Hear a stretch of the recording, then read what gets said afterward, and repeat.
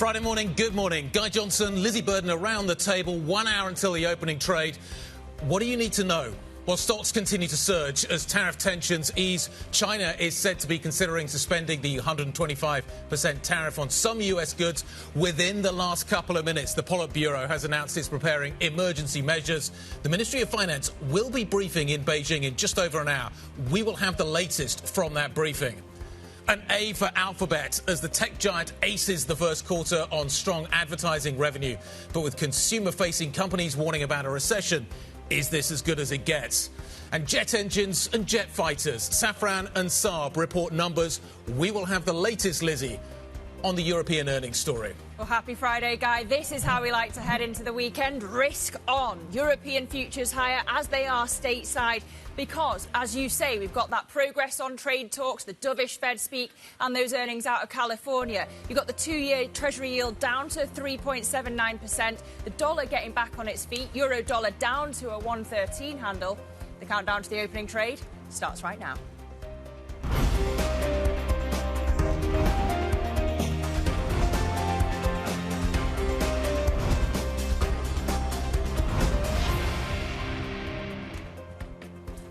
Friday morning, short weeks always feel longer, don't they? But we are getting to the end of this one with quite a lot to talk about and think about. Stocks have been on a tear over the last few days.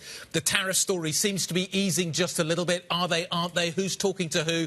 Is that conversation between China and the US happening? Some ambiguity around that. And Lizzy, within the last few minutes as well, we're starting to get lines out of China. Feels like it's going to be a busy morning out of China. We've got the Politburo briefing, apparently talking about the fact that China is going to fully prepare emergency plans for external shocks. That doesn't sound like a China that is getting ready to give ground. No, we've got China planning to set up new financing and policy tools as well. Lots of economists had said that it was too early for the Politburo to go all in here. But look, this is China coming back on these tariffs, protecting the economy. Yep. We've also had a hot headline earlier this morning, a Bloomberg scoop, that China's considering suspending its 125% tariff on some of the US imports, which really underscores just how entwined these economies are. Yes, the US is more reliant on China than China is on the US, but they are entwined. And then there's this list that's floating around, isn't there, of tariffs that could, exemption lists of customs codes for some chemicals and chip-making components. Yep. We haven't been able to independently verify that. But look, that hope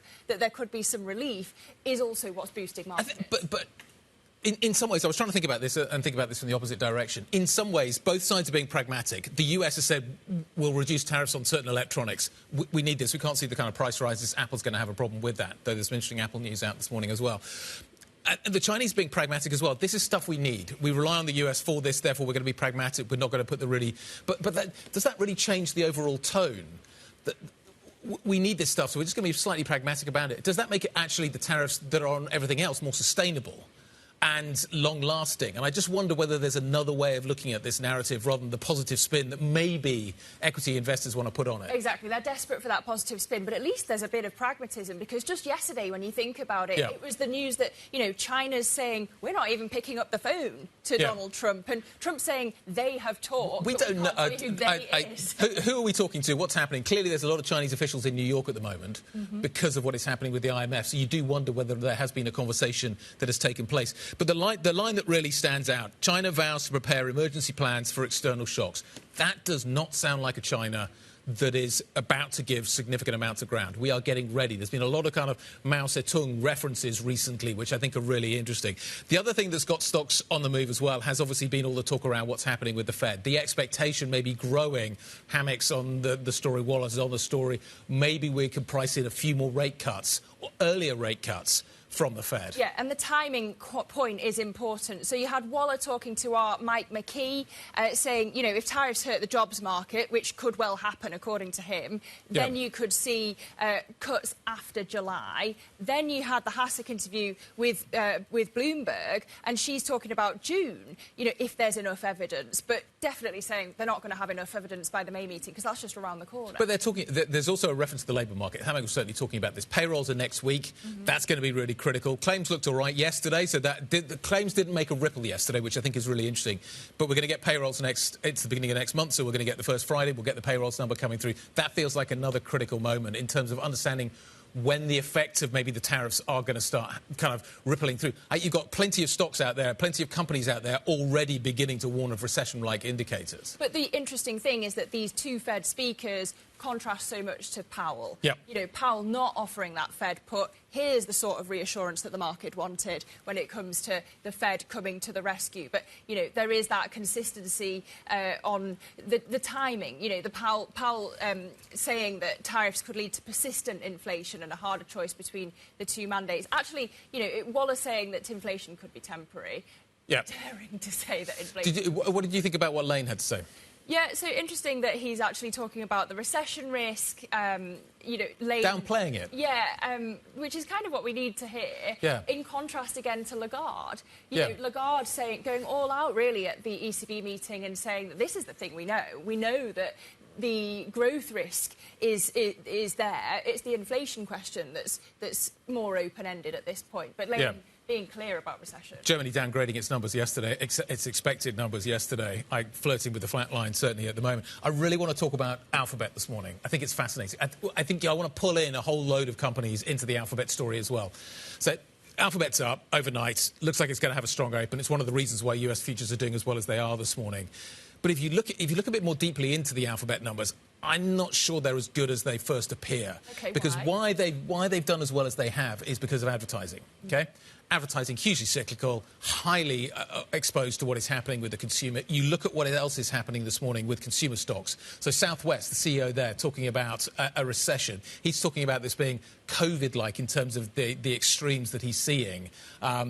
He hasn't seen a drop-off in terms of the consumer. American Airlines is another one. Look at the T-Mobile numbers as well overnight. Deutsche could have an impact on Deutsche this morning. They're all talking about a consumer that is weakening. And presumably that feeds back into Alphabet. So is this as good as it gets for Alphabet? Because the cloud numbers were not as strong as anticipated. Yeah, and obviously Southwest more reliant on the consumer than other American airlines that get that international exposure, that business exposure. But as you say, it's all about the advertising when it comes to Apple. And they've got to justify, they need the momentum to justify all this investment that they've made in AI and keep up with that, which brings me on to Intel because, you know, Intel is the one that's kind of missed out on the AI explosion. Nvidia's dominated as a consequence, but you come out with this plan, you know, to try and fix things, a pretty stark outlook, in the near term.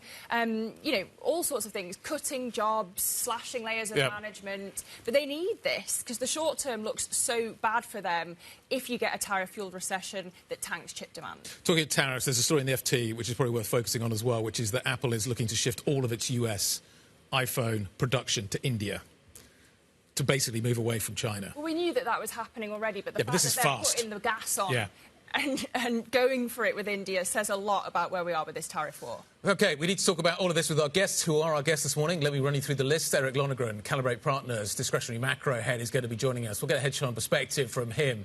Ngaire Woods, Oxford University Dean of the Blavatnik School of Government, is going to be joining us. Beata Manthi, Citi's head of European strategy, is going to be joining us. European equities seem to be the flavour of the month at the moment. How long does that last? And Kirstine Kundby-Nielsen, Danske Bank FX analyst, joining us. She's got a target, I think, of 121 euro-dollar. How quickly do we get there, I think, is the trade right now. The dollar's been on the front foot over the last couple of sessions, Lizzy. Well, it's not the weekend yet. We've got a lot to watch out for today, not just on the show, but in the day as well. We get BYD earnings, key to watch, given all of the autos news we've been talking about. We've got the University of Michigan sentiment coming out at 3 p.m. London time. And then we have the Fed blackout period beginning today, hence the importance of that dovish Fed speak so far. Absolutely. What else do you need to know this Friday morning? The US is said to demand that Russia accept Ukraine's right to develop its own army and defence industry as part of any peace agreement. The move would push back on Moscow's insistence that Ukraine largely demilitarise as a condition to end the war. Sources are telling Bloomberg the US envoy Steve Witkoff will raise the issue directly with Russian President Vladimir Putin when they meet next. Bloomberg has learned that Germany's Merck is nearing a deal to acquire SpringWorks Therapeutics. Sources say the announcement may come as soon as Monday, and the deal could value SpringWorks at around $3.5 billion. This acquisition would be Merck's biggest since 2019.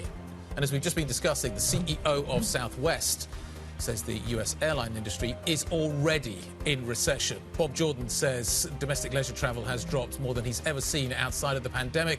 Southwest is among a growing number of airlines pulling financial guidance for the full year as Trump's tariffs cloud the economic outlook. Staying in the airlines theme, one airline says it can withstand the shocks from higher tariffs. Qatar Airways CEO speaking exclusively to Bloomberg. The good thing, trade will not disappear overnight. And the good thing about our business, our cargo business, we have long-term partnership with major companies worldwide. And we have agreed rates and prices with them. Today, it's interesting to talk about cargo. That was what really kept the airline sector going during the pandemic and the downturn. But it's interesting, Lizzy, you've got a series of airlines out of the States in particular. And I might be slightly biased on this, but I always think if you want to know what's happening with the consumer, if you want to know what's happening more broadly in terms of spending, ask an airline CEO. And if you ask the Southwest Airline CEO, Bob Jordan, what he says is we're in a recession already. And American, United, Kirby's kind of given us two sets of guidance, but basically the US airline sector is effectively withdrawing guidance at the moment because it doesn't know what's happening.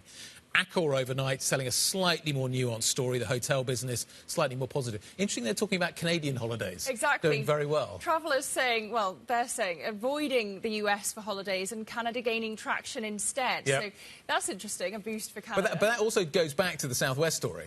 If you've got you've got the domestic travellers slowing down, plus also international travellers are not going to the States, they're going to Canada, then that also is a double blow for that industry. But it just speaks to this consumer slowdown. It takes us back to that sort of Google narrative.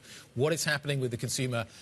What's going to happen over this earnings season, I think, is going to be really interesting in framing how the markets see the effect. Because at the moment, we're in the dark. We don't really know what economic effect we're seeing because the hard data hasn't caught up with the soft data. But this earnings season, I think, is going to tell us an awful lot about what's happening. And who are the winners? Maybe we see a little boost to Accor at the Open. But coming up, we're going to check on those airlines and defence at the Open after Safran and Saab both beat in their results. Plus, next week, we'll see a bevy of banks and other European majors reporting, so we'll preview those earnings. But up next, trade tensions ease and rate cut talks ramp up. So we'll see how the markets are taking it. But if you've got any questions of your own for our guests, please do send them in to us on IB plus BBTV Go. This is Bloomberg.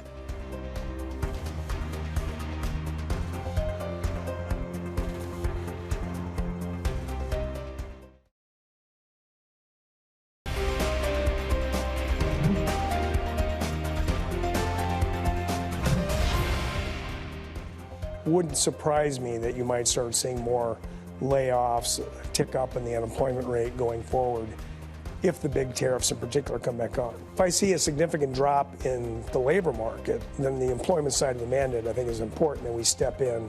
I would expect more rate cuts and sooner once I start seeing some serious deterioration in the labor market. When that happens, we'll find out next week what is going on with the payroll number next Friday. Chris Waller talking about the labour market. If things deteriorate, the Fed will act, which has got Val thinking about the front end of the US curve. Yeah, that's right, Guy. The front end of the yield curve yesterday really outperforming in the session. Those two-year yields are down some 8 basis points. The Treasury rally, though, was really across the curve. It was those comments from Waller, also those comments from Hammock, just reminding us that some of those Fed members are more worried about the labor market than they are inflation. All this combined is leading us to have a great week for the equity market. Take a look at S&P futures in the last 5 sessions, up 4.2%. Guy, this is the second best week of the year if this holds until the close. It is the equity market is definitely on a better footing. We're up now 15% since the lows on April 2nd. Take that one and think about that for a while, Guy. But let's end on the Bloomberg Dollar Spot Index because we, again, this easing of the tariff news is seeing the dollar react in a positive manner. We're up 0.4% on the session when it comes to that Bloomberg Dollar Spot Index. And those havens of late, give it the Swiss franc, the yen, the euro, all weakening on the back of this story that China is looking at easing tension, easing some of its tariff numbers on industries in focus for it. But it seems like this week has really turned into a sell America trade on Monday to a buy America trade into the weekend. Yeah, and that's in the space of a week. Heaven knows what's going to happen next. Valerie, thank you very much indeed. We're getting lots of news out of China. We'll continue to update you on that. Eric Lonergan, discretionary macro head at Calibrate Partners, joining us around the table this morning. You've had an interesting few weeks, haven't you?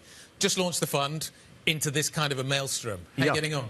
Not too bad. It's been pretty lucrative, to be honest. So we've had a very good 6 weeks. I mean, people say to me, this must be a very stressful environment to launch a macro fund in. I think it's really ideal because these are the environments where you kind of prove your value as a macro investor, and it is these are macro markets. And I think I think experience also counts for an awful lot. I mean, I think this is kind of mini GFC, mini COVID, mini Brexit, all in one. Okay. Yeah, and I think and there are dimensions of all of those that have been very fruitful in terms of how to trade the last 6 weeks. Okay, what's worked? So probably the most powerful trade has been being long duration within Germany, so 10-year bunds and 30-year bunds. Presumably you had to get in at the right time, though. You had to get in at the right time. There's been some pretty big moves in that space. There have been very big moves in that space, but I think what's been really interesting there I mean, people sort of have forgotten about it now, but Germany lifted the debt brake. I think with hindsight, that was probably the best imaginable timing. Because, you got suddenly the yield curve steepened very aggressively by 70 basis points after the debt brake was lifted, which created a lot of value at the long end of the German curve, just ahead of a kind of major crisis where the kind of market's perceived safety asset, which is the US Treasury bond market, suddenly changes its behavior. And so what are your alternatives? And then all of a sudden you're being paid term premium to buy German bonds.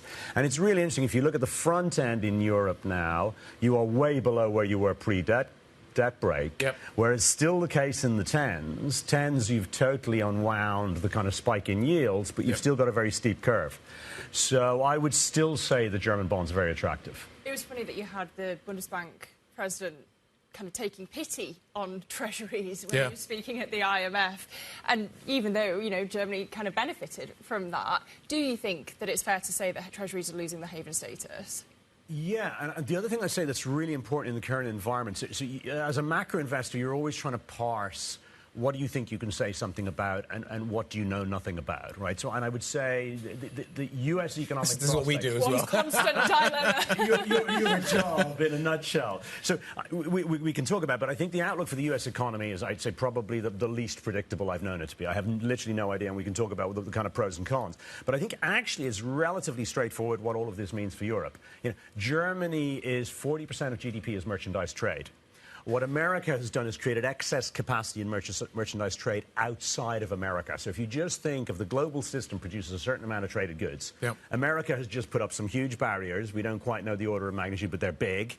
So there's excess capacity everywhere else. That is going to hit the inflation rate in Europe. You've already got inflation declining in Europe. If you looked at the ECB surveys for wages, they're rolling over. And then so Germany is probably, of the G7, the most sensitive economy to this kind of a shock. And so you're sitting there looking at a lot of term premium, looking at very attractive German government bonds. That's very, very good odds on what is a highly likely outcome. Well, so you've got Olli Rehn saying don't rule out a jumbo cut. Are you actually hopeful of that? Sure. I mean, look, it's really interesting already. I mean, if you look at where the interest rate market is in Europe, we're going to have sub 2% interest rates. Suddenly you start reverting to, has the world really changed that much in a European context? And so I look at 30-year bund yields at 3%, and I go, that's actually pretty attractive, particularly as you described. Now, the point about treasuries, what I would say is, no one has a God-given right to be a safety asset. If you start doing incredibly foolish things, you're going to lose safety status. But one thing you can say about the German political and economic regime, it is stable, it is predictable. It is boring. Hasn't been that boring recently. Hasn't been that boring recently, but in a sense, that is the ethos that the Germans talk about: stability, stability, stability. And in the current environment, those are very attractive assets to have. Well, in some ways, though, we are currently flying blind. I've got a lot of soft data that's telling me kind of vaguely what's going on. I'm waiting for the hard data to catch up. We're about to start the earnings season. What do you expect to hear from corporates? The early hit, the signs I'm hearing is certainly from a consumer-facing point of view, in the US, there's quite a sharp slowdown underway. Yeah, I think so, and I think I'm looking at the macro data more than the earnings because it'll be very difficult to parse precisely what happens. I think we need to see macro data from the second half of April. Right. That's going to start coming in the first few weeks of May. At the moment, I would say equity markets are a state of suspended animation, right? The reality is you're getting these moves based on very extreme shifts in sentiment. But I think we're going to stop trading on tariff-related announcements, and we're actually going to revert to economics. And frankly, this is where, you've got to be very fleet of foot. This is perfect environment for macro investing, because I can construct a scenario where the U.S. economy is actually pretty strong and inflationary, and I want to be a seller of bonds, and I want to be long of certain parts of the equity market, say the banking sector. I can create a scenario where it's deflationary and we hit a recession. I want to be shorting the equity market. And the reality is nobody knows the answer to that question. It is pointless trying to predict, because we haven't, there are pros and cons for the U.S. economy in the current environment. The financial channel is unique to America. How weak was the economy going into this? Part of the problem, I think, at the moment is not just tariffs, but is the uncertainty. Well, wouldn't you love to just tune out all the noise and focus on the numbers? But when you've got Donald Trump threatening to, and then not threatening to fire the Fed chair, how do you tune that out? I mean, can you stop worrying about Fed independence at this point? I think in terms of... well, what's been really interesting, and again, this shows the kind of banality of the negotiating strategy, is American policymaking is the most sensitive to financial asset behavior, because the stock market has a huge impact on the U.S. economy, and so do credit markets, and so does the long end of the bond market, because it affects mortgage rates. So what you've seen is that they're fighting with themselves. Like China and the rest of the world are looking at things here and going, this guy's biggest problem is his own financial market. Right. And so what is, he's going to, if he decides to, what's he going to, he's been boasting about the fact they've been trying to get down Treasury yields, right? Besson said our whole job here is Main Street. We want to rescue housing by getting the long end of the yield curve down. You start saying you're going to fire the Fed, I'll add 50 basis points to mortgage rates. Right? But presumably as well, you have to have foreigners buying. And the auctions this week have delivered upon that. But is there a danger, and I've been asking this question all week, the reverse Greenspan. Greenspan hiked rates, long ends didn't move because money was pouring into the States, kept yields low. Are we going to see the exact opposite of that? Fed cuts, but 10 years kind of stay where they are because nobody's buying. Well, this is the other point of the silliness of trying to force the Fed to do something when you care about the long end of the yield curve. I mean, if people think that the Fed is cutting in response to political pressure, all that will happen is the yield curve will steepen. You've just got to let the Fed do their job. And, of course, but the irony here is in order to get the Fed to do their job, you actually need to get the inflation rate down. And your policies are inflationary. So that's fundamentally a problem. But, I mean, this is applicable in the UK as well. I mean, I think the UK is really interesting here because the UK could be a sort of unintended beneficiary. Gas prices have been falling an awful lot, which feeds straight through to electricity prices in the UK. Regulated prices are a big part of the second half's pickup in inflation. Look at where gilt yields are sitting. You've had a huge steepening of the curve. So for me, potentially in the next quarter, actually, gilts are a very interesting trade. People have been very bearish for understandable reasons. But, UK isn't retaliating. Absolutely the right thing to do. The UK desperately needs inflation to come down. If the Bank of England starts cutting interest rates aggressively because of interest on reserves, it improves the fiscal position. You could actually see a virtuous circle. So gilts, I think, long-dated gilts are actually a very interesting part of the market here to be watching. Okay. Eric, good to see you. Nice to have you around the table on a Friday. Calibrate Partners discretionary macro head, Eric Lonergan, who's pretty chill, tells us he likes to meditate. Namaste to you, Eric. Coming up on the programme, we're going to speak to Ngaire Woods, who is Professor and Founding Dean at the Blavatnik Oxford School of Government. We'll discuss the trade war next. This is Bloomberg.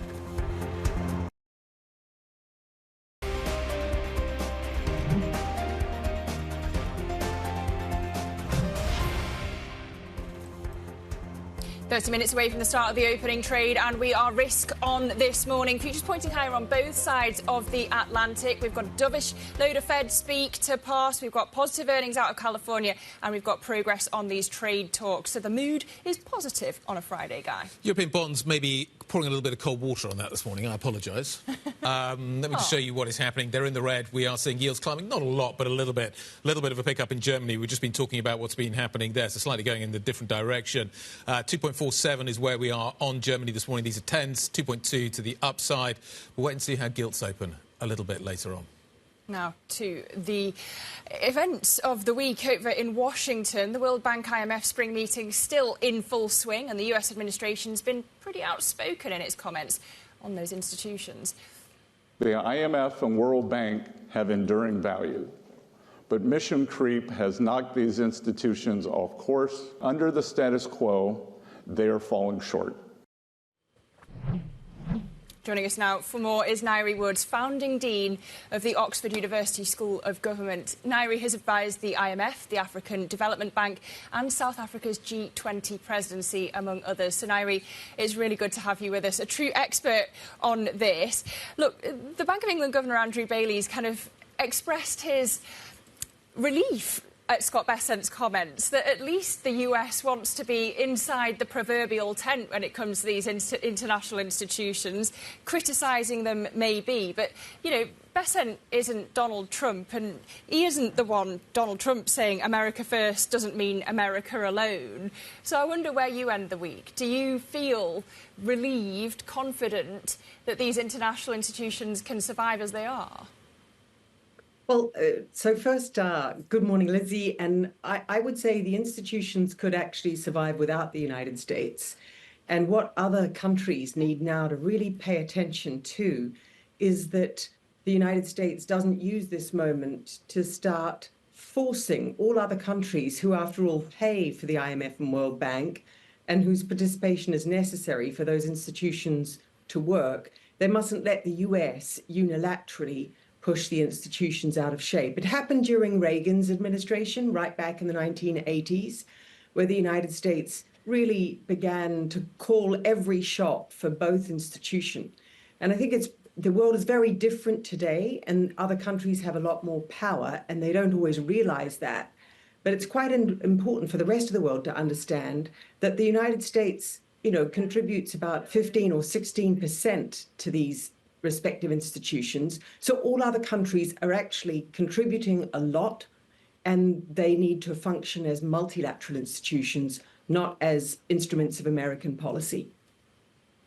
But do you agree with any elements of the Bessent critique of the IMF and the World Bank? You know, he's saying that the IMF's guilty of mission creep and, you know, the World Bank needs a course correction. This criticism that, you know, they're devoting disproportionate resources to climate change and gender policy. Is any of that worth listening to? Well, I think every country that belongs to a big international organization wants that organization to do what it most wants it to do. But what actually has to happen is 190 countries have to negotiate on what they collectively want the institution to do. So if you take climate change as an issue, pretty much every single other country in the world wants to take action to slow down the rate of climate change because it's affecting people through fires and floods and droughts. If the United States decides alone that it doesn't want the institutions doing that, it's got to remember that there are these 190 other countries whose voices also need to be listened to. So I think there is, I would say yes, a little bit to Scott Bessent's comment. There has been some mission creep, and every institution at this very difficult time needs to focus on its most important job. But at the same time, what the United States has to do is negotiate that and persuade other countries, not simply push their own way through the institutions. And I say that because the alternative for other countries is simply to walk away and to use other institutions. So the IMF, the United States might find itself leading the IMF and the World Bank, but it might find itself leading institutions that can't get other countries to do anything at all if they're not careful. Aren't we already at that point, Ngaire? These institutions aren't working. The US clearly has a problem with them. It clearly has a problem with the way that the global economy is set up right now. Aren't these institutions, don't they share some responsibility for that? No, I think the institutions doing a lot of work at the moment. So take the largest ever lending program that the IMF has done, which is in Argentina, very much at the behest of this United States administration. Argentina is one of many countries around the world that's in debt distress and that needs assistance from the IMF.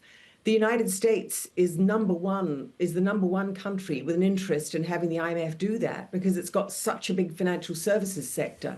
And so the IMF is doing the work for the United States of keeping those countries in good enough shape that they can keep repaying loans to what are mostly American banks and American investors. Do you think letting China into the organisation was a mistake?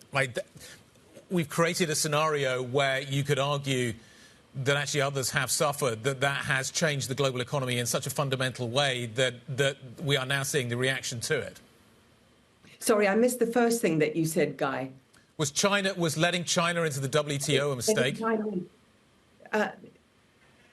So letting China into the WTO, letting China into every international institution, including the IMF and the World Bank, is not a mistake, because what you can't change is the rise in power of countries. And China, has an extraordinary economy that's growing rapidly. It could either have done that within the WTO, or it could have done it from the beginning using bilateral trade agreements. I think it's better for the rest of the world to have China in the organization and in the IMF and in the World Bank negotiating with other countries to uphold rules that all other countries agree to.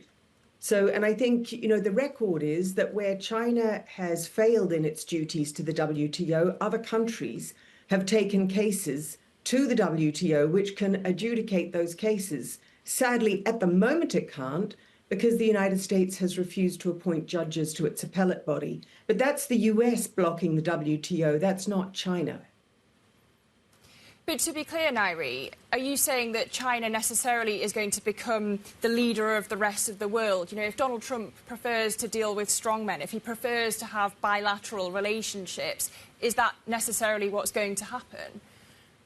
I think we've seen already when the Trump administration shuttered USAID, terminating very abruptly millions of programs across the world, thousands of programs across the world worth millions of dollars. China very quickly stepped in a number of cases to help those countries. So yes, the United States, in closing its own aid program, has handed a lot of influence across to China. In the multilateral institutions, I think it's vital, to have China in those organizations, and preferably the United States as well. I think it's going to be very unfortunate if the United States loses sight of the fact that the interests of Americans are best met in a cooperative world, not in a world where might is right.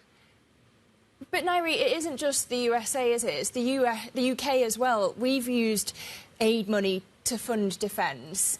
Has Donald Trump given cover for a broader international shift in values here?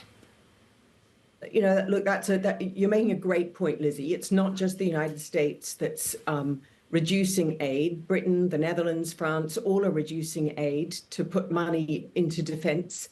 What's different about the way the US administration did it is they literally did it overnight. They said they were going to review their aid programs, but then they basically terminated all of them with instant effect. And that's left, hospitals, it's left warehouses full of life-saving drugs with nobody with access to get in and actually distribute those drugs. It's left, chaos through some of the poorest communities in the world. It's certainly what I hear from people in the charity sector, absolutely tearing their hair out at this point. Ngaire Woods, we thank you so much for your insights. The founding dean of the Blavatnik School of Government and Professor of Global Economic Governance at Oxford University. We thank you. Coming up on the programme, stocks to watch. T-Mobile US shares slump after wireless customers' numbers fall short. We're going to discuss the impact for Deutsche Telekom next. This is Bloomberg.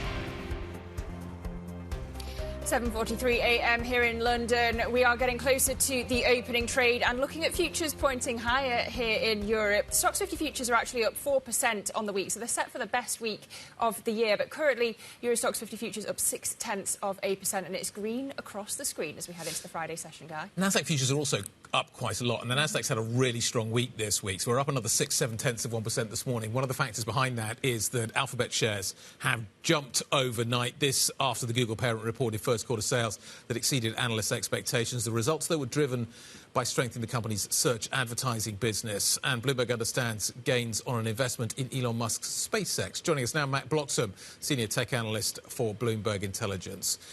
We were just debating this during the break. I think Alphabet's numbers are really weak, and I understand why the stock is up, but I also look forward to what is happening with the US consumer, and I'm listening to US consumer stocks telling me that there's a rapid slowdown happening. How volatile could these numbers be if we do see consumers stop spending?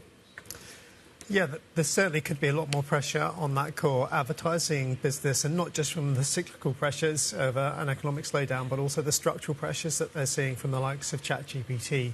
Because, you know, I think the relief is in the share price is really that Q1 we didn't see such a big impact on their core ads business as people might have feared, but inevitably, you know, that pressure probably is going to come, and there's a race against time for Google to reinvent its search business in a way that kind of protects against those rivals, and also finds a new way potentially to monetize ads, because when people are looking at summarized AI-generated results at the top, they're not necessarily clicking on links, and that kind of cuts traffic to advertisers. And so, you know, it's kind of a negative cycle there. So there's a lot of things they need to kind of figure out. And, you know, we've heard stories that I think we've got a really good Bloomberg story out actually about looking at some of the kind of top 20 or so kind of traffic generators from Google, and how much their traffic is falling because of these kind of changes in the algorithm and AI. So a lot to figure out. And then obviously on top of that, you've got the antitrust pressure, which could break the company up too. So yeah,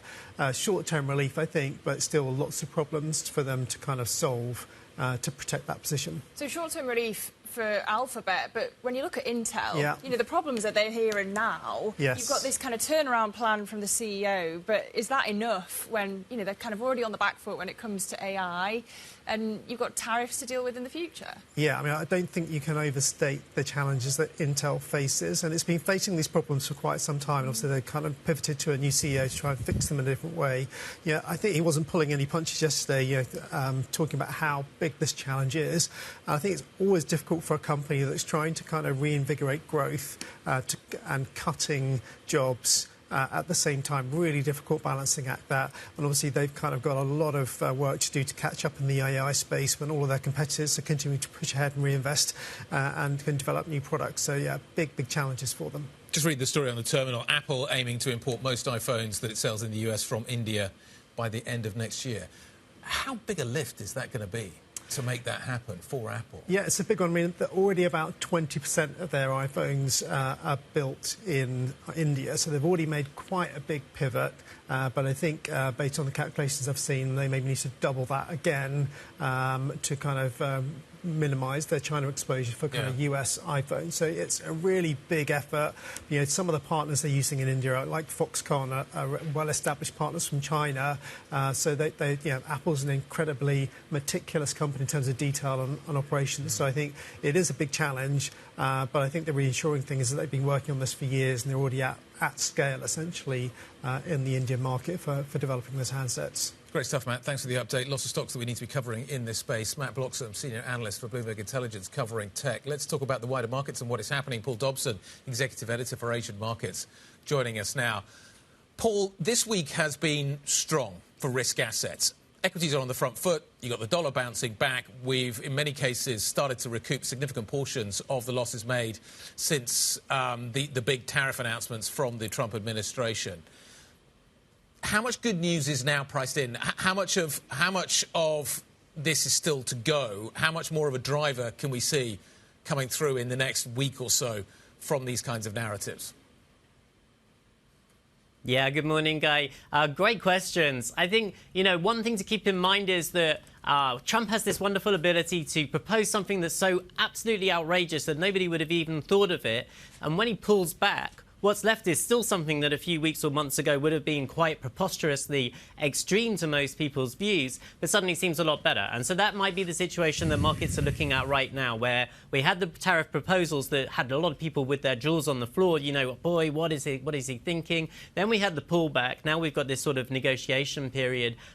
And the potential for some sort of reset. Maybe we have a reset with no tariffs, but maybe we have some tariffs still in place that might have been, unimaginable or unthinkable previously, and suddenly that looks like good news. So short term, maybe the market has more potential for a rally if we start to see some of these agreements coming into place now. Doesn't seem like you need to do that much to get a satisfaction or a nod from the US administration. But longer term, we're going to have negotiation periods. We're going to have some more fractious moments for sure, and we're going to have some tariffs remaining on sectors that are exporting to the US. So, I guess short term you could see an extension, but longer term there's going to be those doubts hanging over things still.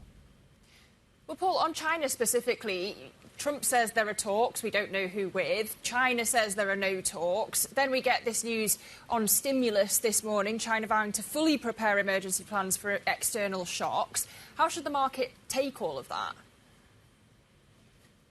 Yeah, really interesting. I think what the market is feeling is that there's some sense of de-escalation here. So whether there are direct talks going on, whether, Trump and China are talking past each other a little bit, the fact that there is, a little bit of retrenchment coming in, and it sounds like that the US is preparing to de-escalate further potentially at some point. The market seems to be taking as good news. China, by the way, seems pretty unfazed by things at the moment. It's not taking extreme action. It's not really pumping up efforts to support the economy just yet. I think, kind of from that perspective, there's still a lot of long-term risks, but you do get the sense that at some point there's going to be something that's going to show us a little bit more of a coming together, and that's the way that the market is trading it at the moment. Absolutely. We need to see some of this showing up in the hard data. We need to get an idea of what is going on. Paul, we get payrolls next week.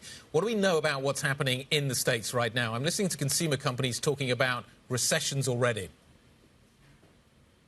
Yeah, we hear that sort of thing. We've heard, the Trump was told that the supermarket shelves might be empty in a couple of weeks as well. It doesn't seem like he liked that very much. We're hearing, sort of initial reports that shipments to the US, that the expectations for arrivals of ships, for truck traffic is starting to fall out. But I think it's going to be 2 or 3 more weeks before we really start to hit that wall in terms of the economy and the import picture, and that might give us a clearer view. OK, Paul Dobson, our executive editor for Asia Markets, we thank you for that. And now let's go to the micro. We've got Joe Easton with our stocks to watch this morning. Joe.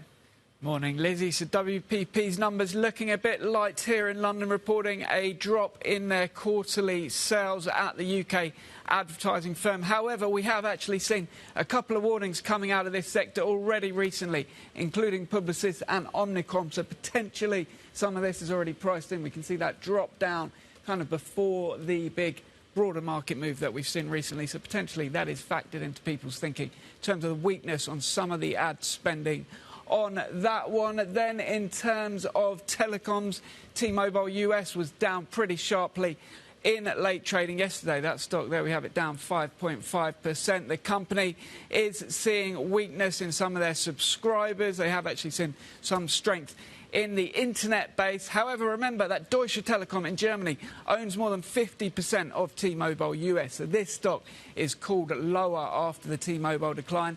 Telecoms, of course, has been a strong performer amid the market uncertainty, given the stable outlook. There we can see Deutsche Telekom and also the Stocks Telecom Index pretty much bucking the downturn over the past few months or so. But keep an eye on that one. It could be a little bit weaker according to the Tradegate pricing this morning.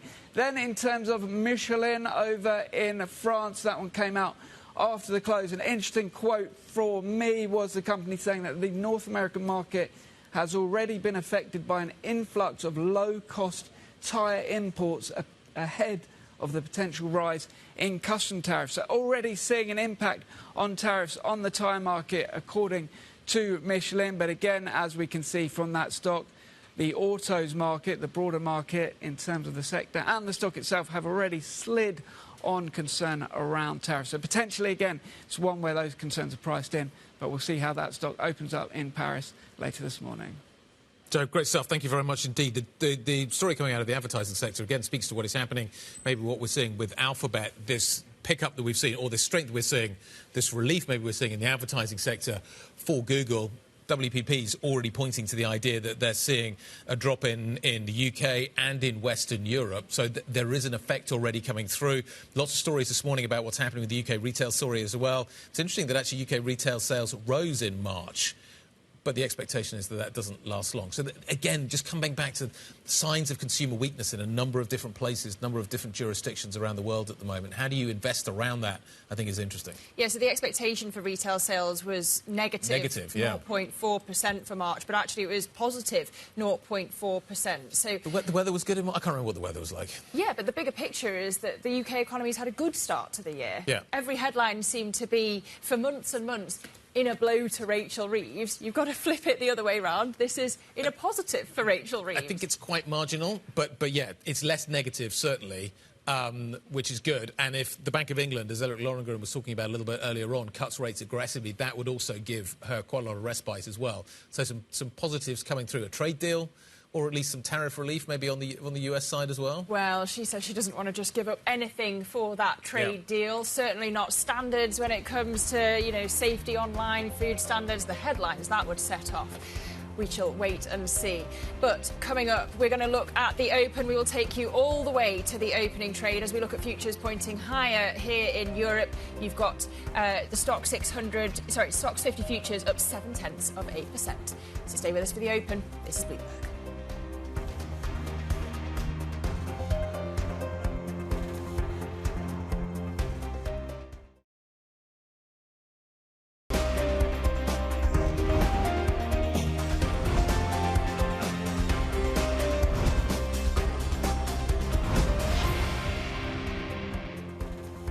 Friday morning, good morning. We're still risk on. Equity markets look like they're going to move higher again today. It's been a really solid week for global equities. We've watched the States power ahead. Better news maybe on the Fed, better news on tariffs.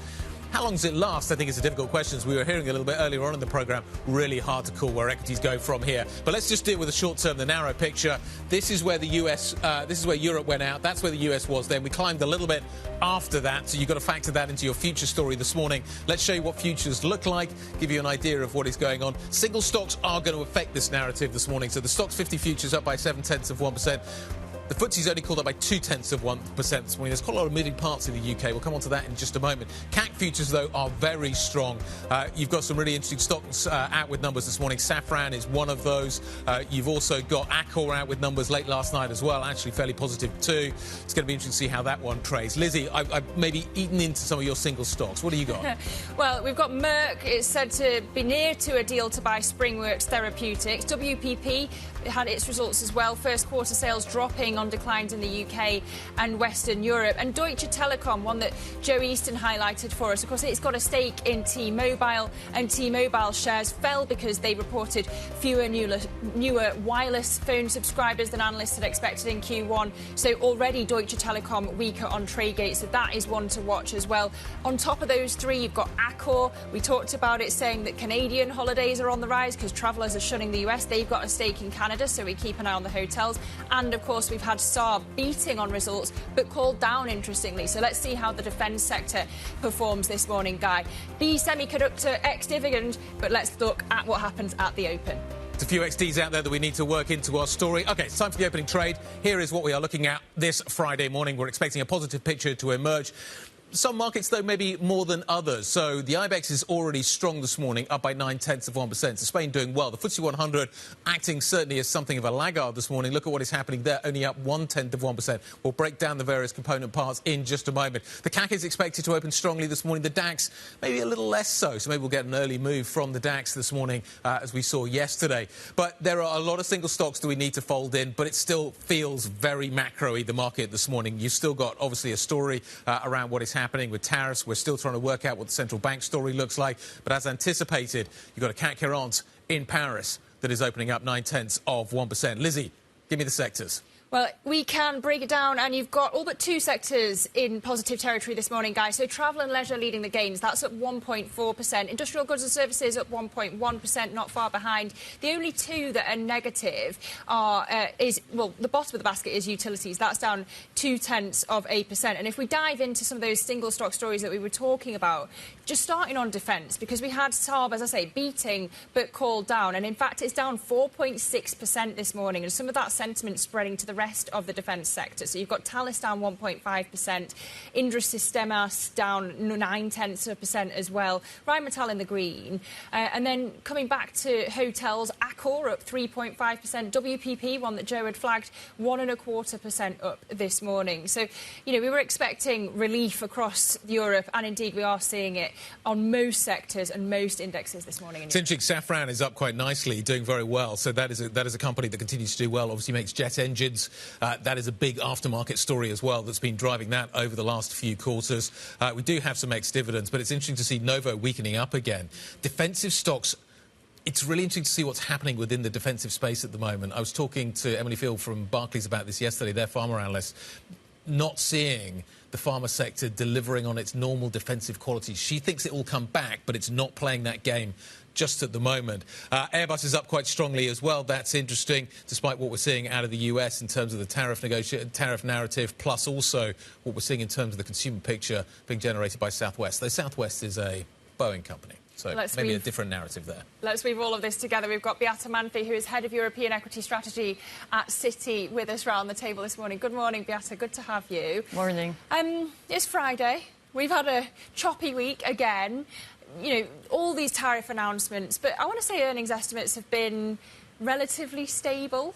Do you feel like the market's underestimating the risk of further earnings downgrades down the line? Are we too optimistic this Friday? It depends what's your definition of stable, right? Earnings have been coming down, but they have not been coming off the cliff. For Europe, for example, consensus has had 8% at the start of the year. Now they are at 4 to 5%. This is where we've always been with our top-down numbers. Now, what has been falling over the cliff are earnings revisions, so consensus revisions to earnings, upgrades versus downgrades. What we are noticing in Europe, but also in the US, it's broad-based, right? There's nowhere to hide from these downgrades. We are seeing around -60% reading for array. This type of reading doesn't happen outside of recessions. So it's only been historically worse, but not much worse, around these current levels during, well, you can guess it, GFC, TMT bubble burst, and of course during the initial phase of the pandemic. That's it. But so what's the bigger issue? What's the bigger impact in this uncertainty? Is it supply chain issues, or is it the potential demand slowdown? A bit of both, right? A bit of both, and the uncertainty. This is why the analysts at the start of the year, actually, in Europe, have started to upgrade their numbers, because we've been seeing positivity from within Europe. We thought the tariffs would be around 10%, not wherever they will be, right? Perhaps we come down there. So analysts and companies have started to guide down pretty fast. This is also why this reporting season is seeing more bids than previously in Europe, because the numbers beforehand have come down so much. So what that means going forward for actual earnings, your initial question, is that this level of array earnings revision indices is with 100% hit ratio.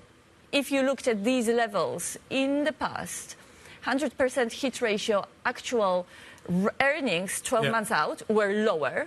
So that's a given. Earnings will be lower, right? The downgrades are coming through. However, historically, it tends to also be a contrarian buy indicator. So it's so bad. Okay. For the market, but especially, I know we don't want to hear that, cyclicality versus defensiveness. Now, the time horizon you need to have is 6 to 12 months, right? Over the next 3 months, the performance is flat to down.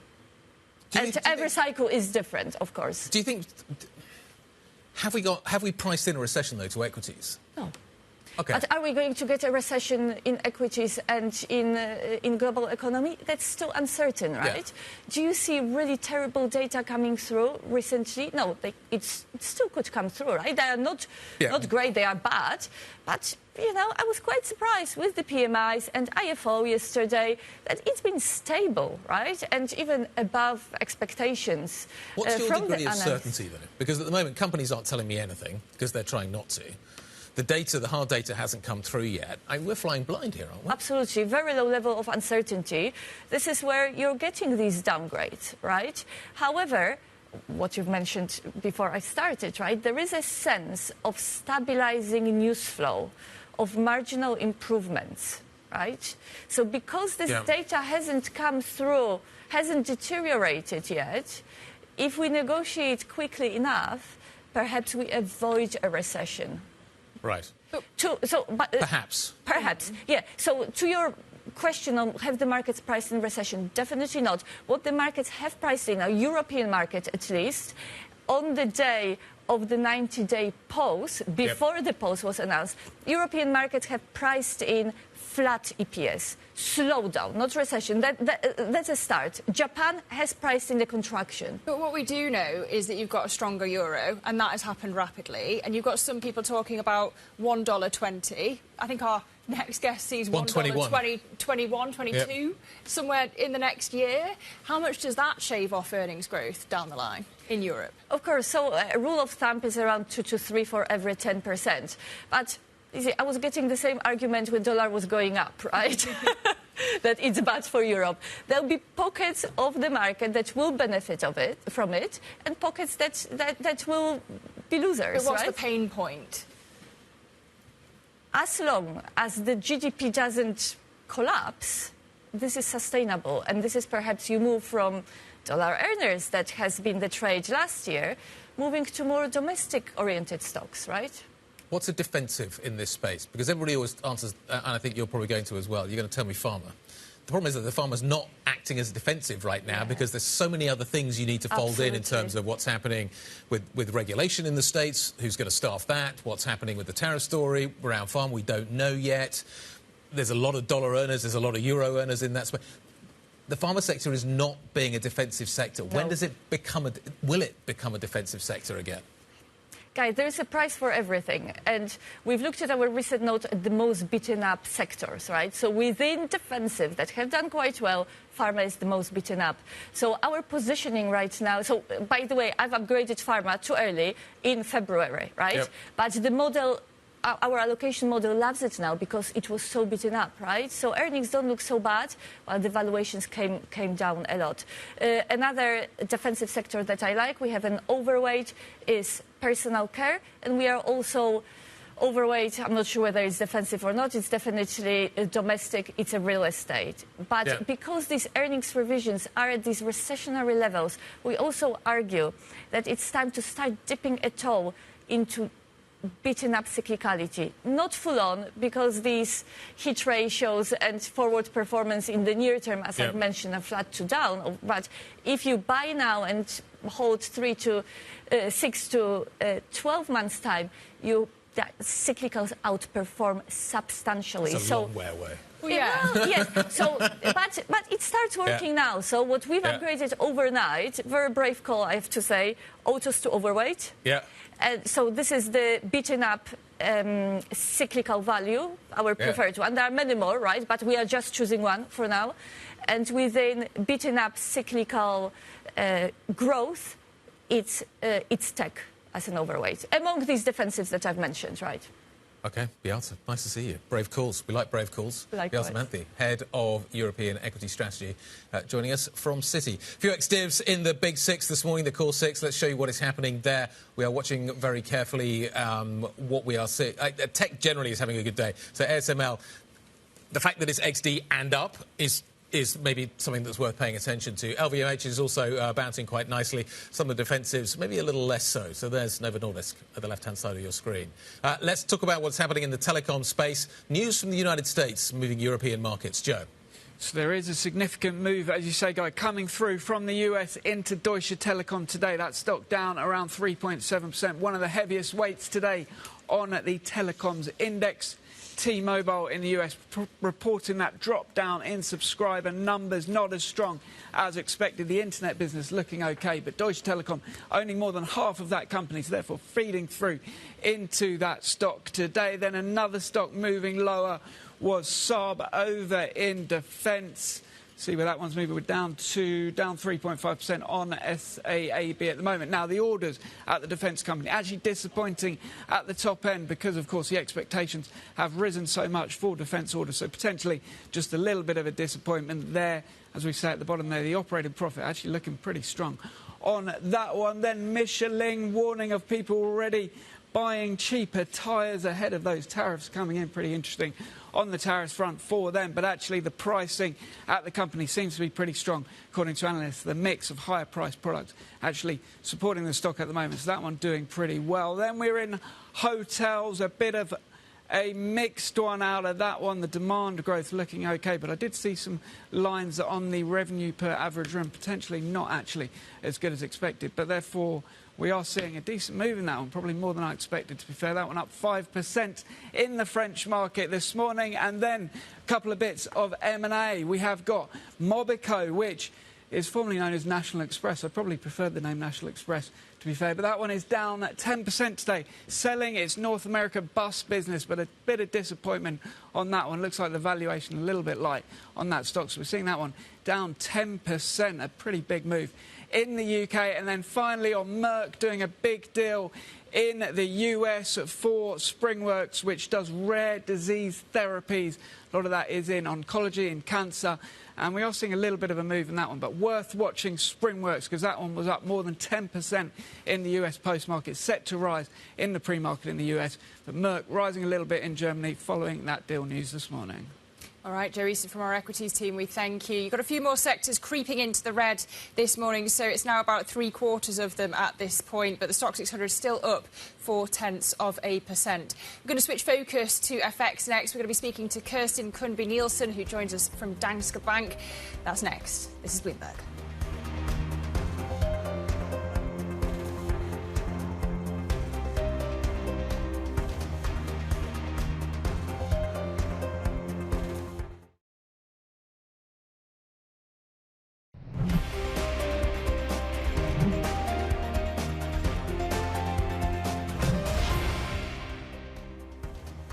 Welcome back to the opening trade. We're 16 minutes into today's session and it's green across the screen. The Stock 600 higher 0.2%. Break it down by sector and you've got just over half in positive territory. Travel and leisure leading the gains, and it's the CAC 40 in Paris that's the outperforming index this morning, up 0.7%. But it's a risk-on mood in general on both sides of the Atlantic this morning. Elsewhere in the world, we're watching China. The Chinese Foreign Ministry holding its daily briefing in Beijing, and a spokesman saying that they're not having negotiations with the US when it comes to tariffs, and the US should not mislead the public when it comes to these tariff talks. So very much a different line from we're hearing from Donald Trump. Yeah, negotiations. So talks and negotiations, two different things.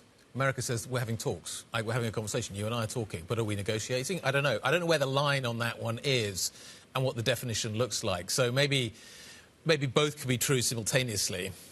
I don't know, but I think maybe I'm kind of reaching here. But the Americans are saying we are talking to them. The Chinese are saying we're not negotiating. Are those two different things? Don't know.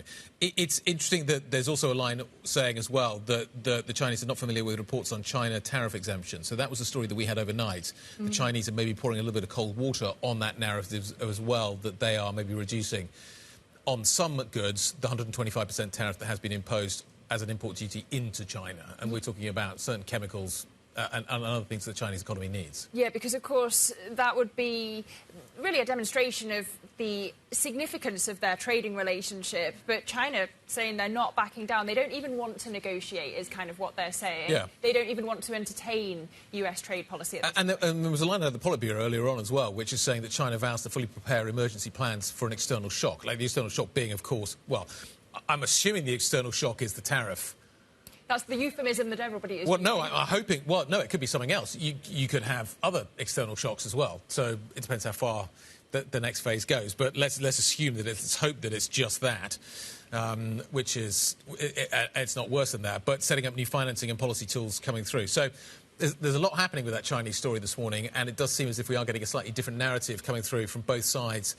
The US markets, though, reacted very positively to A, the Fed talk, and B, the fact that maybe conversations are improving around tariffs. Does that get rolled back a little bit today?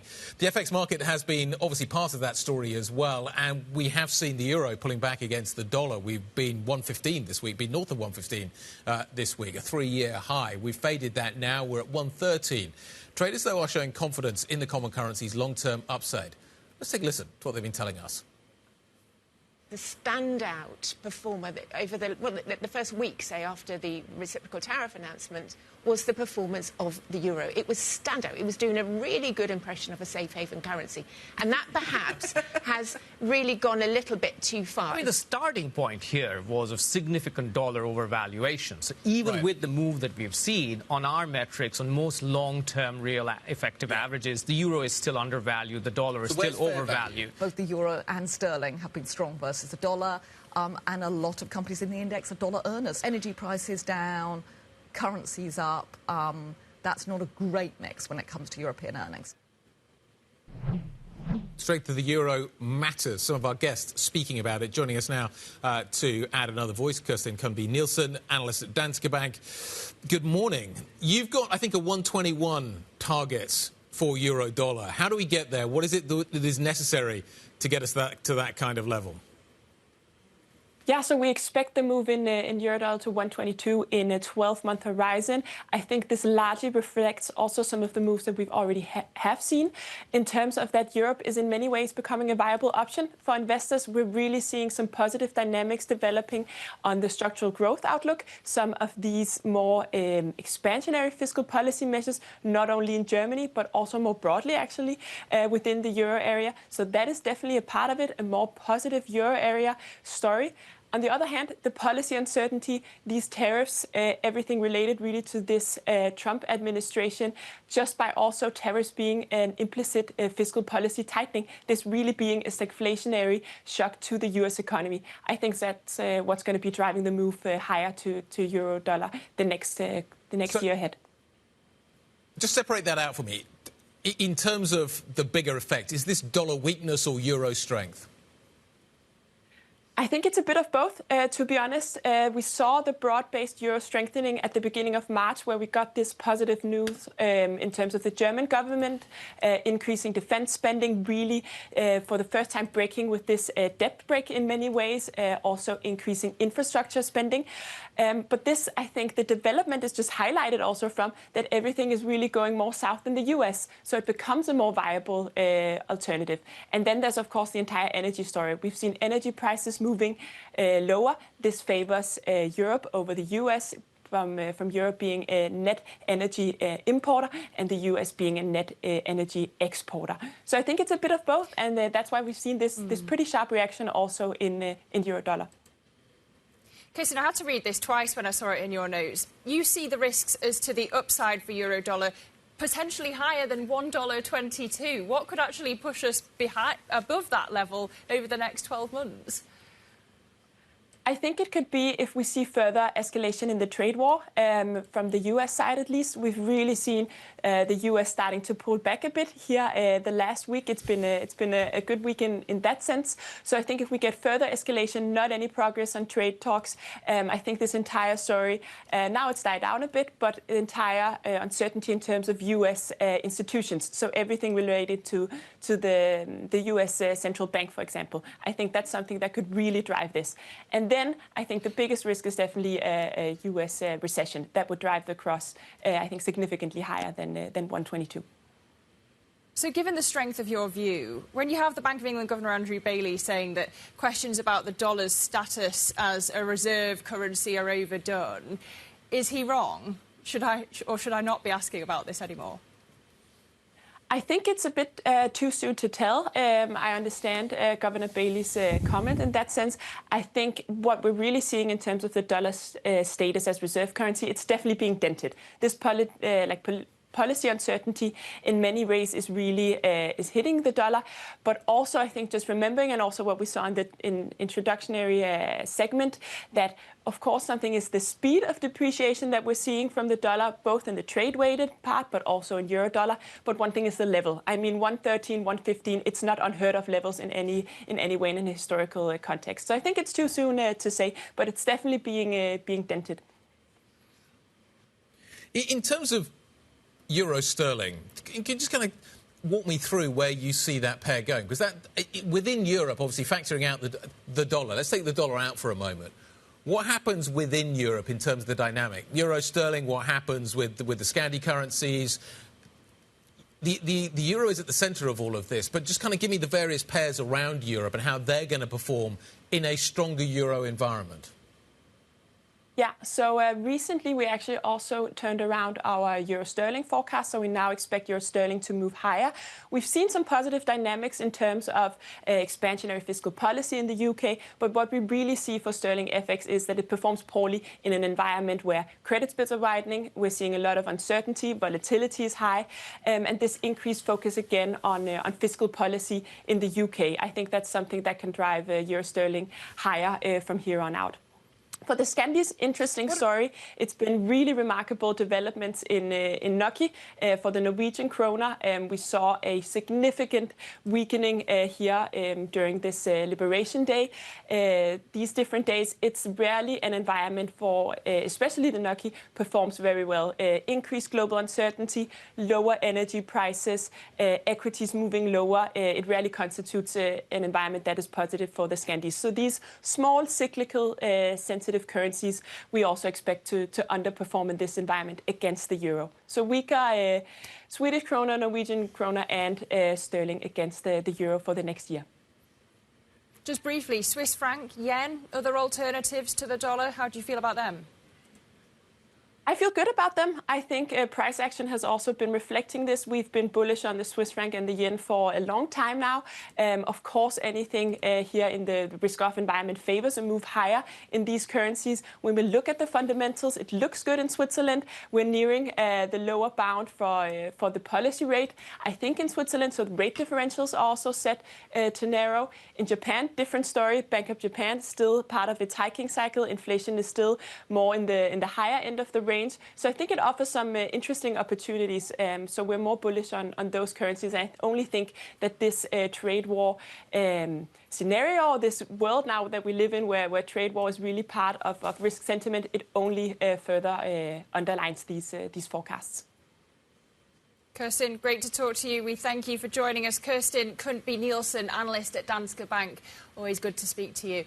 Well, we are looking at euro-dollar currently weaker by 0.25% at a 113 handle, but that on the other side of the dollar strength, because we are risk on all of this relief around the dovish Fed.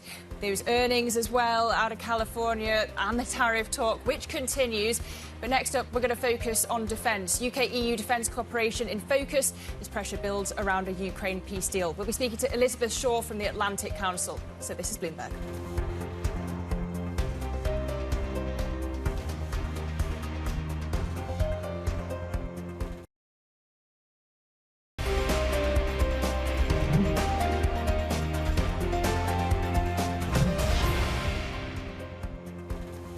Friday morning, short week, doesn't feel like it, but we're 30 minutes into today's trading session, and broadly we are higher, but maybe not as high as we thought we would have been maybe earlier on. So, yes, we are seeing gains being posted.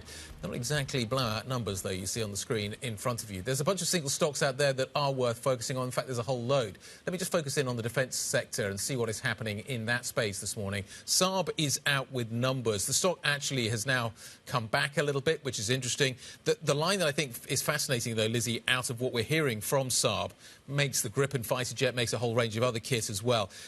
The quote from the CEO is the urge to speed up the upgrade of Europeans' defence to shorten lead times is definitely a trend. Europe wants to rearm and do it fast, but does it have the infrastructure and the manufacturing base to be able to do that? Is Europe known for doing things quickly? Eventually, yes, but not initially. And I think that's the problem. But I remember listening to the BAE CEO talking about the fact you can double production from kind of... That's easy, but going beyond that starts to become problematic, and that's where you need to really invest in upgrading the infrastructure around the defence base. But Saab's certainly talking about the fact the European governments want it, and they want it quickly. Well, indeed they do, and it's going to be on the lips today of the UK Prime Minister Keir Starmer and the European Commission President Ursula von der Leyen. They're meeting here in London to attempt to align on security, defence and migration as well, ahead of that summit that's happening next month on May the 19th. Now, the prize is UK participation in the EU's new €150 billion weapons fund. They've also reaffirmed their support for Ukraine as both leaders are looking to navigate US pressure to reach a peace deal. So let's talk about it all. We've got Elizabeth Braw, who is Senior Fellow at the Atlantic Council. Elizabeth, good to have you with us. Are these companies like Saab going to get that money fast, like they want to? There's this sense of urgency from the CEO this morning. There is a massive sense of urgency, not just from defence manufacturers, but from European governments. They have decided they want to invest more in defence, and they've allocated the money. But defence is complicated, as we all know, and so the question is how quickly defence manufacturers can produce the weaponry we need, and what is needed for them to be able to produce it that quickly. And that starts with supply chains and workers. Do we have enough workers, for example? Yeah, so are these companies ready? Which countries are front of the queue? Who do you see as profiting most from this money? So what we have seen is an EU decision to allocate a substantial amount of money that EU member states can access for defence investment. And so the 27 EU member states are clearly ahead of the UK there, because they have allocated a significant sum of money, and they also have their own defence manufacturers. Several EU member states have significant defence manufacturing sectors.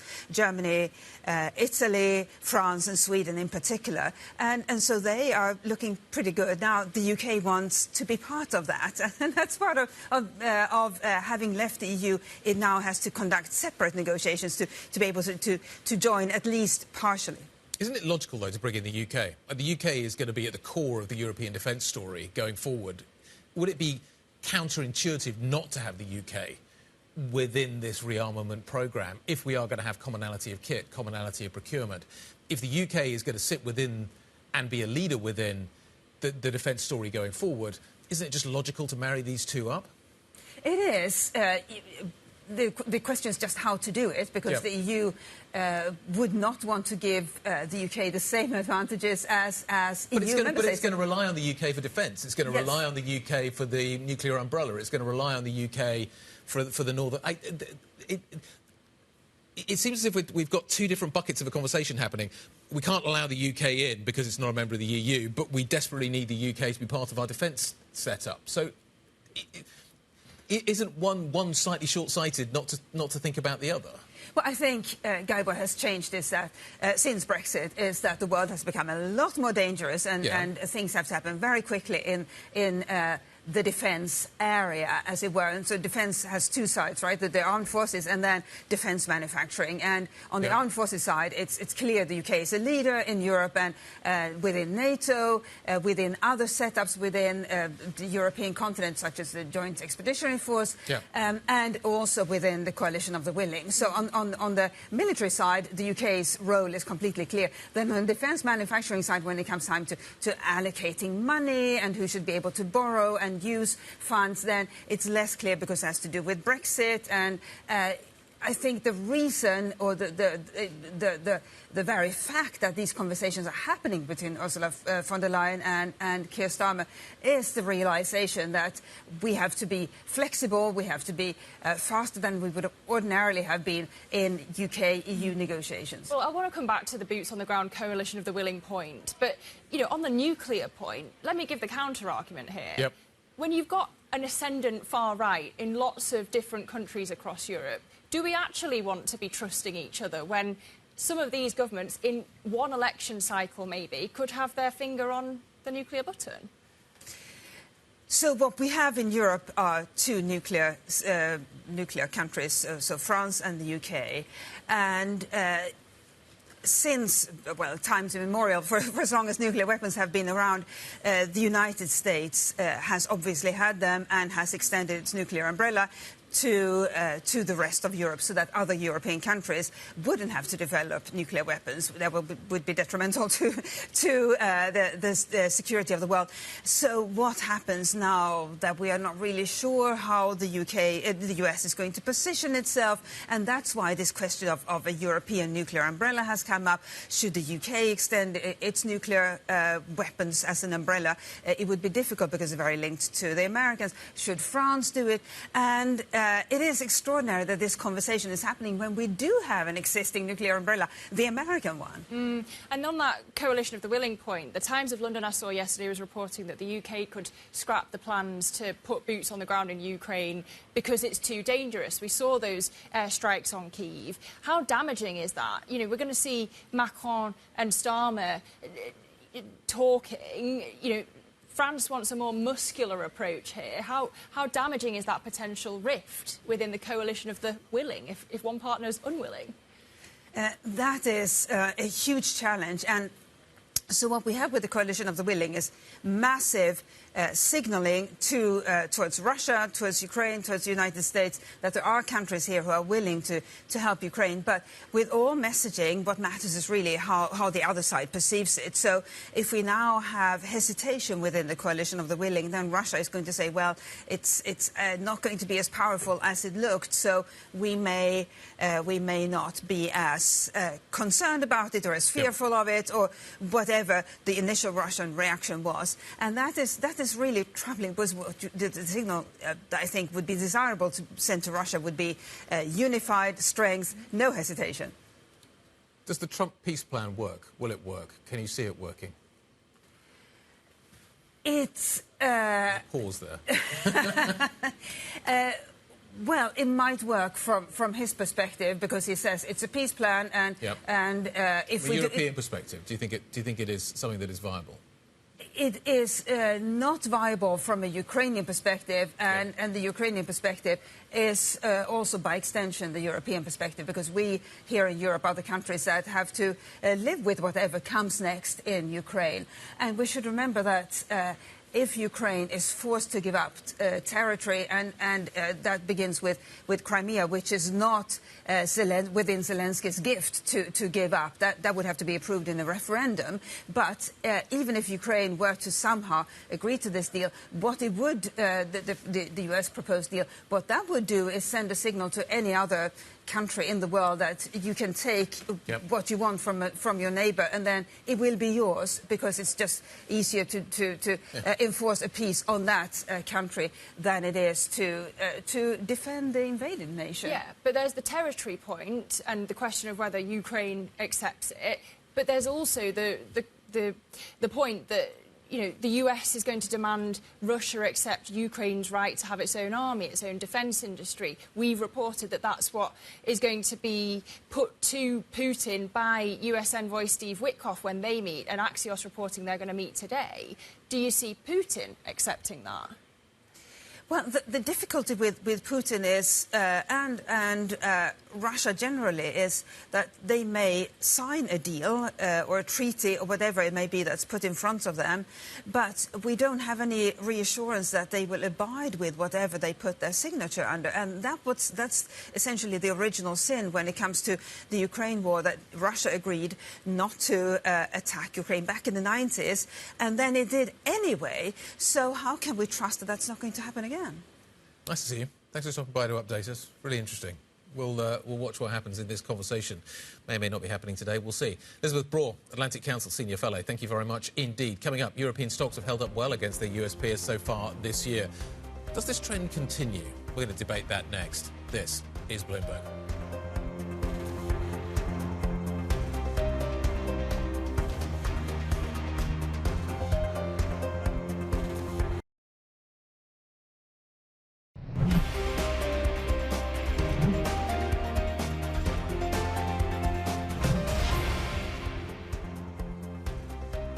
Welcome back. What are we, 43, nearly 44 minutes into the session. I just want to check my year-to-date numbers in terms of kind of what equity performance we have seen. So the S&P is on a, if you currency adjust it into euros, it's down 15% year-to-date, okay? If you adjust it into euros. The Euro Stoxx 50 is up by 4.79%. So everybody's got quite excited about European equities, and they have definitely outperformed. But how much longer can we expect this to happen? Are strategists becoming a little bit more realistic maybe in their assessments of where we go from here? So we've been talking to a few people, a few strategists out there, trying to figure out what we are going to be seeing going forward from here. And it appears that some of them are starting to cut back their outlooks for European stocks due to the volatility that we're seeing, the trade tension that obviously is a big focus. Europe's benchmark index 2% higher this year compared with the S&P's 9% drop. I would currency adjust all of that because actually I think the FX story is becoming interesting as well. The person that's done all this, amongst others, is one of our senior reporters, Michael Masika, who joins us around the table this morning. So we got very excited about European equities, and now we're becoming a little bit less. Why? Well, the reason is, guys, European equities are really geared to global growth. What we're seeing at the moment is global growth is being cut, it's been downgraded, mostly because of US tariffs, because of the uncertainty that we are having between the trade war between US and China and what's going to happen to European exports. I mean, at the end of the day, it's a continent that is an exporting continent. Yep. Like the stock 600 makes probably like 60% of its revenues outside the Eurozone. So, you know, global trade is very, very important. So there's an acceptance that the outlook is gloomy, but something that we've debated all week is, are we past peak uncertainty? Even if we're not past, well, we may be past peak tariff, but is the uncertainty day by day creeping down? Well, there is a bit of that, and that's why we're seeing some rebounds. I mean, we're seeing rebound in Europe, we're seeing rebound in the US. You know, so we might have made, you know, we might have passed the peak. Now, having said that, are we going to reclaim the highs very quickly? It doesn't look like it, and that's not what strategists are seeing at the moment. It's going to be gradual. There's going to be a lot of volatility this year because trade negotiations are going on. We have no idea what's going to happen. The Fed is a bit stuck in between, like how much inflationary those tariffs are going to be, how much the growth is going to be downgraded, and what can they do to mitigate that. Are European stocks, though, this is in some ways a relative trade. The US market got way ahead in terms of everything, valuations, US exceptionalism. Yeah. Despite the fact that we may be a little less optimistic on what's happening in Europe, are we, relative to the States, still optimistic and there is a closing of maybe some of the extreme gap that had opened up? I do think so, and that's what the market is also playing. Because the more uncertainty, the more difficulties there is in the US regarding the monetary policy, regarding the trade policy, the fiscal policy, because at the moment, you know, everything is in favor of Europe. We're having a fiscal package that is coming. The rates are like 2 percentage points lower in the US, in Europe compared to the US. Earnings are kind of holding. It's all in favor of Europe and all in favor of diversifying portfolios outside US assets and into international assets like European assets or emerging market assets. That's what's going on at the moment, and that's still going on. It's still the trade that we're seeing, and it's still what a lot of asset allocators are doing. Michael, stay with us. I just want to bring in Bloomberg's Valerie Teitel. Val, do we buy the recent equity market optimism? Oh, look, I think that's a key question. You have to have an opinion about what drove this week's rally in order to have a call on what's going forward. And there's a key statistic I want to bring up that I thought really interesting, brought a light to me by our markets guru, Dan Curtis. When we think about the S&P this week, we've had 3 consecutive days of over 1.5 percentage point gains. And if you look back on history, that is not something we typically see during a bear market. That's something we typically see at the beginning of a bull run. Last time this happened was after the dot-com bust. And this is something that, if you look back on history, you know, is a good fundamental structure for continued gains in the equity market. Now, I know that's a bit technical to be talking about something like that, but the strength of the equity market this week has been real, especially when it comes to the day-to-day price action. Are we just, though, swinging from kind of one unknown to another unknown? We don't know what's happening with earnings yet. We don't know what's happening with the tariff story. We got very excited about the fact that apparently the US is talking to China. China's saying, nah, we're not talking to the United States. Are we still in this point where the market doesn't know yet, so is swinging wildly from side to side? This is just volatility, and it's not actually signaling anything. It's a lot of sound and fury, but doesn't tell us about the fundamental view that we have a degree of certainty to move forward from here. We just don't know at this point. Yeah, well, okay, with all the volatility that's happened, I think it's important for any investor to have a call on whether this sell America trade does come back. If, for instance, we get a bad labor market print, or if in the next 3 weeks we really start to see hard data deteriorate. Does the sell America theme really come back? Because I think maybe that would be more of a bull case for European equities, or to stay invested in assets outside of the U.S. If the sell America theme comes back when we have U.S. equities falling, Treasury prices falling, and the dollar prices and the dollar falling, all at once. If we think that's going to come back, that is a good case to want to be, in other global assets. Is it hard? It feels like it's hard to knock American optimism at the moment. This buy the dip mentality is still there. Foul smiles. Yeah, Ever the optimists in the US. But that's what it feels like at the moment. Yeah. That doesn't feel like it has been. That hasn't changed. Well, at least in the short term, let's say we get some, deals done with U.S. allies in terms of Trump.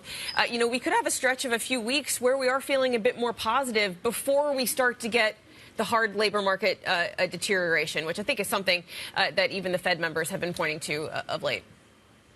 Okay. Let's talk about what happens next week. Charlie's here to tell us about that. What do we got next week? Because the corporate earnings story next week is going to be fascinating. We have got a bonanza of earnings across industries. So we've got European banks coming forward. Yep. The big issue we're going to be focusing on is trading, right? That volatility from the first quarter. How did that translate into European banks?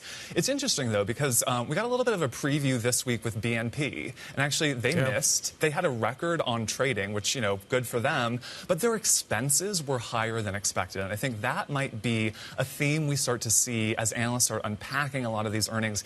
How much expense control do these firms have, not just in banking, but across sectors? Because we're hitting a period of uncertainty. You got to have that expense control. We've got autos coming. We've got Mercedes slated to report. We've got VW. The tariff question is going to be huge there. And we've also got energy, right? We've got Total later in the week and then Shell. So oil price questions there and dividends. Michael, the earnings season, what is it telling us about what is happening here in this buy Europe story? Are European earnings looking like they're going to hold up better than US earnings? They've been downgraded the same way as the US are being downgraded, maybe a bit less. The problem is the guidance. I mean, those earnings are fine. They're still holding up. This still might be like a good earnings season. That's what everyone is expecting. The problem is, how can you give a guidance when you have no idea how you're going to get hit? Well, some of them are giving us multiple scenarios. Exactly. So you give scenarios. It's the same with the strategies. I mean, you take our survey for this month. Yeah. A lot of strategies have said, okay, so we cut our targets because we have to, because there's too much uncertainty, and so we don't know. But at the end of the day, it's all going to be in a range. Like, if we get a deal, if things are getting better in terms of trade negotiations, then you know what? The market is going to keep going up. But if we have nothing, it's going to stay there, it's going to be in range, or if it deteriorates, we might go like way lower than where we are. And we don't have a bottom. So it's kind of, we're still in there. Everyone thought we're going to have like Liberation Day and we're going to clear the uncertainty, and it's going to be good from here because we will know where we're going. We have no idea where we're going.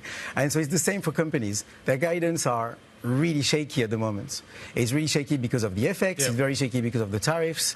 Shaky about growth. It's complicated. I thought markets hated uncertainty. If companies don't know what's happening, how do markets know what's happening? I mean, we do, but look, I feel like companies are, we're in this uncertain phase, yes, but are they letting go of employees? No, not yet. We don't know. And we'll find out next week. That keeps the consumer still spending, right? If you're less worried about your job. But the whole point, Southwest Airlines is saying we're in a recession. American Airlines is saying, if you want to know what's happening in the U.S. economy, ask an airline. Yeah, we need to wait. I guess the market is waiting to hear for layoffs. We're not hearing those yet. But the whole point of being optimistic about what Wallace said, surely, was that he was worried that the job market disruption will come at some point down the line and they will react to it. It hasn't happened yet, but it will happen down the line. You can't have both sides of that. The market will love that because the Fed will cut. So exactly. And I think that's what he was saying, today, right? We're going to look past this tariff-induced inflation if the labor market weakens, and that's a bullish argument from Waller that we've not heard from Powell, and that was the more excitement, after he said that. But that means you buy Europe, isn't it? Because the ECB is cutting more aggressively. Isn't that a support for the European equity story? It is a support for the European equity story, and despite the fact the euro is going up. I mean, exactly. I mean, you've seen it over the past month. The euro is strong. European equities are stronger. European assets are doing fine. That doesn't mean that, everything is rosy. We still hear companies saying we're in recession in Germany, that recession is very possible in Germany as well if we get a cut in global growth. But, it's all relative trade, yes, and you want to be diversified, so you want to be in Europe, and everyone was in the US before, so it's there's an adjustment there that needs to be made. But I wonder how much that euro strength point is coming up in the earnings we've seen so far, Charlie. Well, this is becoming something of a headache for a lot of these European companies, right? Because you think Europe, but they earn a lot abroad. Michael, as you were saying, when they return, say, those dollar earnings back to the U.S., that currency conversion is not great for them. So it'll be fascinating to see if they talk about that kind of FX headache that they're having with dollar weakness. Let's park the markets. We're done, OK? I feel it's been a short week, 4 days. But nevertheless, it's been very long. It's felt like a very long week, and it feels like we may be in for a few more of those. I think we need a weekend to meditate and figure out what is happening. There is a lot going on this weekend, though. In terms of maybe the main event, it is, of course, going to be what is happening in Vatican City. The Pope's funeral is going to be happening this weekend, which is a gathering as well of global leaders, which is something that it is worth bearing in mind. You're looking at live shots of St. Peter's Basilica in the Vatican City. That will be the centre of attention. Here in London, though, we are running marathons. Yeah, do you know what? I'm going to tell you, I live somewhere along the route. Yeah. There is nothing more depressing than watching 50,000 people run past your front door, all proving that they are fitter than you. Yeah, marathons are too far, in my view. But I agree. Anyway, I'm sure Val would run them. You must have run them. Oh, no thanks. No, thank you. Too much pain in the knees. Yeah, precisely. Exactly. And certainly a few days afterwards, you'd be hobbling around. Masika, I suspect, could probably run a marathon. Certainly faster than me. Do you know what? Let me tell you, Alex Morales, our colleague, is running it. So if you want to sponsor someone, there you go. Football's going to be interesting. I think Liverpool are 1 point away from winning the Premiership, so that's going to be worth watching out for as well. So there's some great sport coming up. But I suspect that the events are going to be dominated, actually, by what happens in Vatican City this weekend. And you've got Donald Trump's coming, Zelensky's coming. There's all kinds of people there. So actually, in some ways, while we pay our respects to the Pope, then actually I think this is going to be a fascinating event to watch. The last time a Pope died, it was the height of the Iraq War. Yeah. You had Blair there, Bush there, all these world leaders. This is an important diplomatic moment as well. Absolutely. OK, that wraps things up. We are done for the week. We'll see you next week. Guys, thank you very much indeed. Fantastic way to finish the week. The Pulse is next. This is Bloomberg.